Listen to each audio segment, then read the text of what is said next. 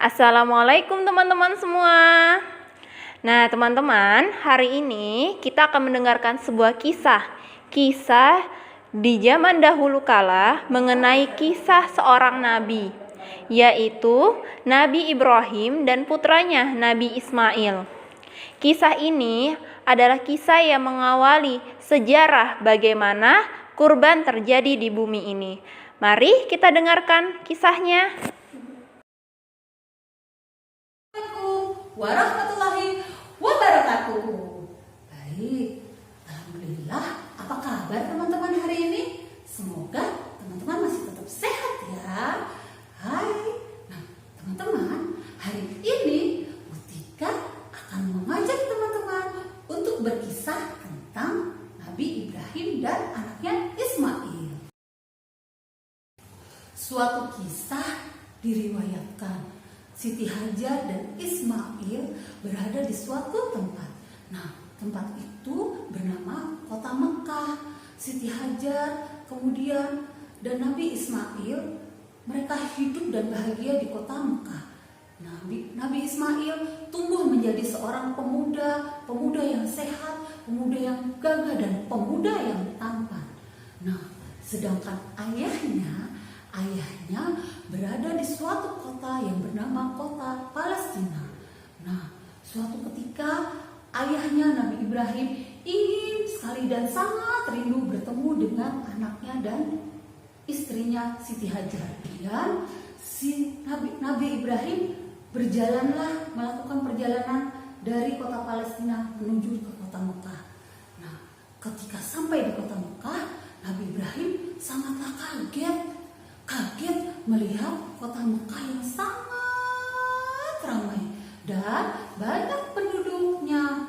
Nah, Nabi Ibrahim berusaha mencari istrinya Siti Hajar dan mencari anaknya Nabi Ismail, bertanya dari satu orang ke orang lainnya dan mencari dari satu sudut tempat ke tempat lainnya. Kemudian Nabi Ibrahim bertemu dengan satu orang yang mau mengantarkan dan tahu di mana keberadaan Siti Hajar dan anaknya Nabi Ismail. Diantarkanlah Nabi Ibrahim ke rumah Siti Hajar dan Ismail. Kemudian Nabi Ibrahim ketok-ketok pintu dan mengucapkan salam. Assalamualaikum, assalamualaikum. Kemudian keluarlah seorang wanita yang sangat cantik, yaitu Siti Hajar. Siti Hajar pun tahu kalau yang datang itu adalah suaminya. Suamiku, masuklah ke rumah. Ayo, masuklah. Kemudian tidak lama kemudian datanglah Nabi Ismail. Nabi Ismail tahu kalau itu adalah ayahnya. Kemudian Nabi Ismail pun memeluk ayahnya. Nabi Ismail pun meluapkan rasa kangen kepada ayahnya. Ayah datang. Ayah, aku rindu sekali. Aku sudah lama tidak bertemu dengan ayah. Ayah, aku kangen sekali dengan ayah. Itu kata Nabi Ismail. Saking kangennya, Nabi Ismail pun tidak mau melepaskan pelukan ayahnya. Kemudian mereka hidup dengan senang dan bahagia di kota Mekah itu. Mereka begitu bahagianya dan sangat senang. Nah, suatu ketika di malam yang sangat sunyi, gelap dan sangat sunyi, Nabi Ibrahim diberi mimpi oleh Allah. Dalam tidurnya yang terlelap, Allah memberikan mimpi bahwa Nabi Ibrahim melalui malaikat, Nabi Ibrahim memotong dan menyembelih anaknya. Nah, dalam mimpi yang pertama, Nabi Ibrahim tidak mau mengatakan dan tidak mau berbicara dengan Siti Hajar maupun Nabi Ismail. Nabi Ibrahim hanya cukup diam, melamun saja dan diam. Kemudian di malam berikutnya, Nabi Ibrahim pun diberi mimpi yang sama. Diberi mimpi bahwa dia diberi petunjuk bahwa untuk menyembelih anaknya. Nabi Ibrahim pun dengan sedihnya tidak mau mengatakan kepada Siti Hajar maupun kepada anaknya Ismail. Nah, suatu ketika di malam yang ketiga betul-betul betul-betul dalam mimpi itu Nabi Ibrahim diberi betul-betul petunjuk bahwa anaknya benar-benar harus disembelih. Nah, karena sudah 3 kali dalam mimpinya dan Nabi Ibrahim sangatlah bingung, berceritalah Nabi Ibrahim kepada istrinya Siti Hajar dan berceritalah kepada anaknya Ismail. Nabi Ibrahim berkata, "Ayah bermimpi, Nak.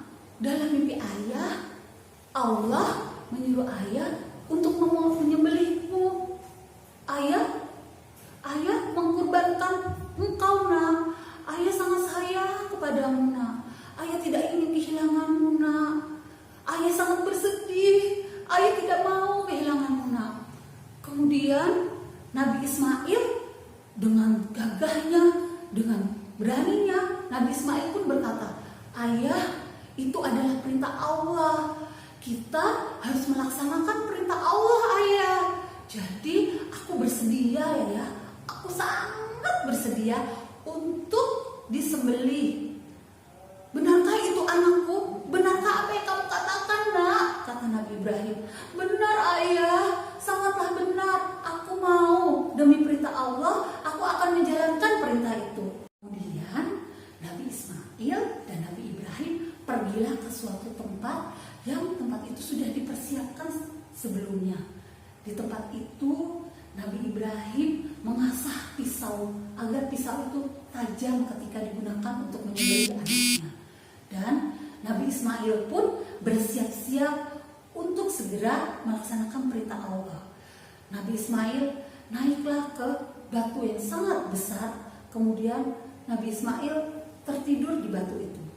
Nah, sedangkan Nabi Ibrahim, ketika Nabi Ibrahim sedang mengasah pisau, sambil mengasah pisau tersebut, Nabi Ibrahim menangis sambil mengasah pisau tersebut. Kemudian Nabi Ibrahim datanglah ke batu itu. Nabi Ismail tertidur di atas batu dan sudah yakin bahwa dia akan disembelih. Dan kemudian Nabi Ibrahim sambil membawa pisaunya, Nabi Ibrahim menuju ke Nabi Ismail. Nah, ketika Nabi Ibrahim ingin meletakkan pisau itu di leher Nabi Ismail tetap pasrah dan tetap tersenyum menerima takdirnya.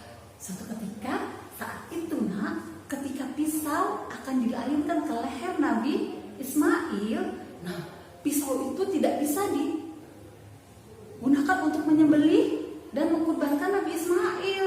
Nah, berkali-kali, Nak, pisau itu digunakan untuk menyembelih leher Nabi Ismail. Nah, suatu ketika datanglah saat itu juga malaikat Jibril. Nah, malaikat Jibril diperintahkan oleh Allah untuk menggantikan Nabi Ismail dengan seekor domba. Nah, kemudian domba itu digunakan untuk dipotong dan dikurbankan, menggantikan posisi Nabi Ismail. Baik teman-teman, alhamdulillah kita sudah mendengarkan kisah Nabi Ibrahim dan Nabi Ismail. Kira-kira pesan moral apa ya yang bisa kita petik? Nah, benar banget. Yang pertama, pesan moral yang bisa kita petik adalah 1. Taat perintah Allah. Yang kedua, taat kepada orang tua. Yang ketiga adalah bersabar dan ikhlas terhadap takdir yang Allah berikan.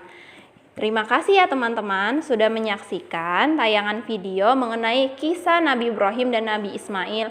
Semoga kita bisa menjadi hamba Allah yang taat. Terima kasih teman-teman semua. Assalamualaikum warahmatullahi wabarakatuh.